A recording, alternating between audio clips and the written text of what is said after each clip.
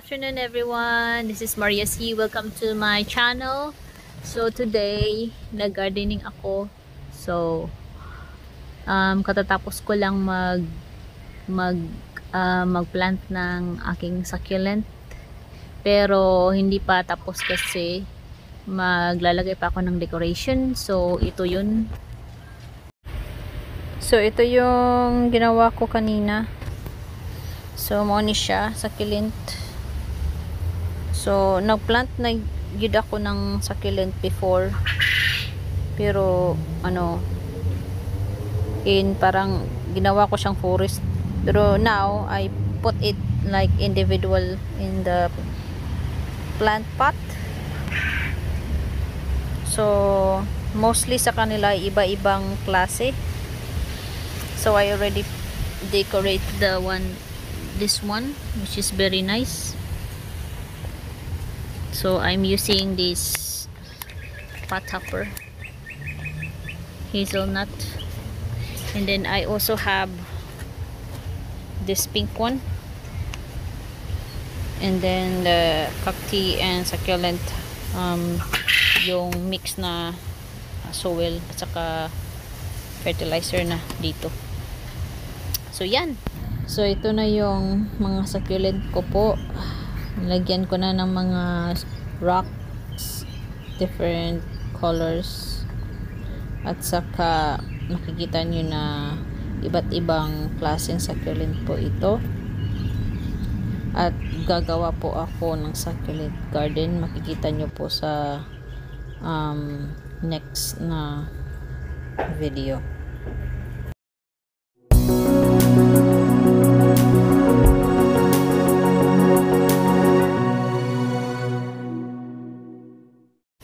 So ito yung place ng garden namin. Medyo magulo pero okay lang.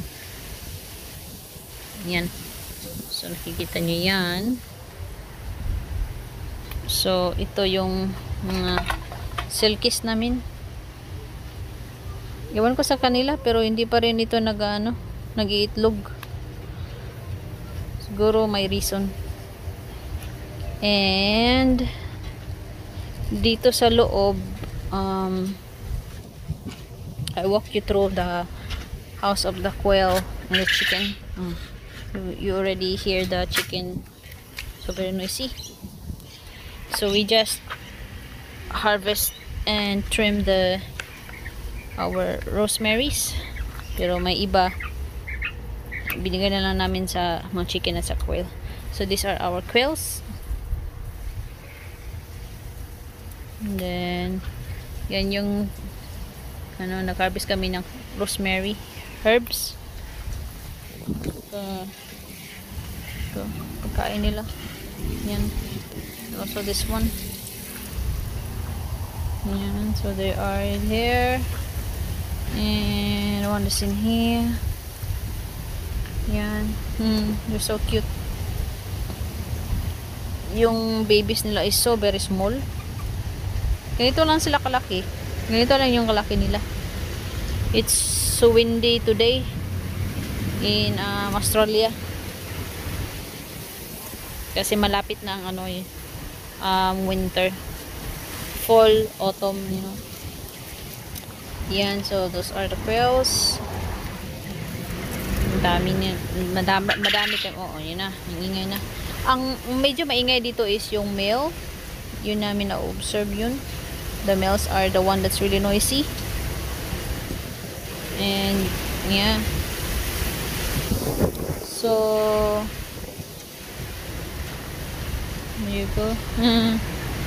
They're trying to jump. Sila tumalon dito. Diyan. So, gusto nila dyan. But that's okay. Yeah, so yeah. Pagkain nila dyan. Yan. Ito yung food nila. Feels food.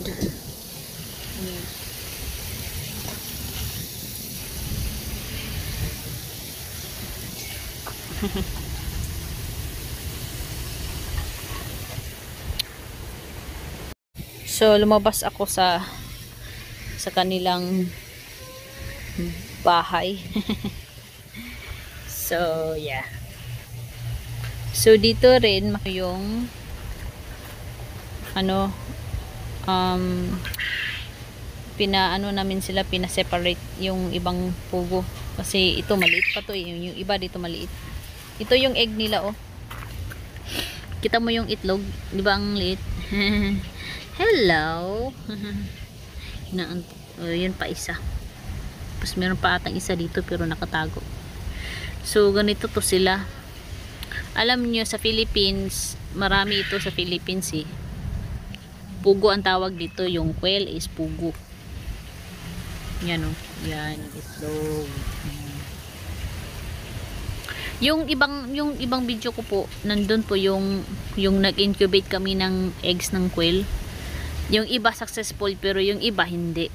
So it depends talaga. Oh, 'di ba? Kung gusto nyong magnegosyo ng ganito, pwede rin. Pero ewan ko kung anong sa Philippines eh. Yan.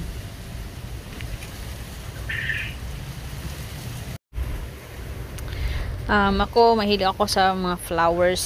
I really like flowers. So, meron ako ditong flamingo flower. Yan. Anthurium. Anthurium ito sa atin eh. Maganda ito kasi lilinisin nila yung air. Marami ako nito. So, ito yun oh. Yung mga pots na inaano ko pa. Lalagyan ko pa ng mga soil. Yan. So dito, yan o, di ba maganda? Maganda.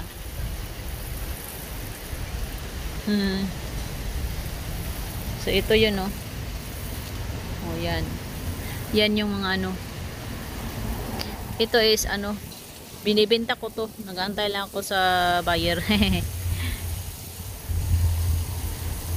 So, I think guys, that's all. So, don't forget to subscribe, like, comment, and share our videos para updated kayo sa aming videos, guys. Nga pala, so don't forget na pag mag-LS ako, pasok po kayo kasi tutulungan ko kayo sa inyong watch hour, okay?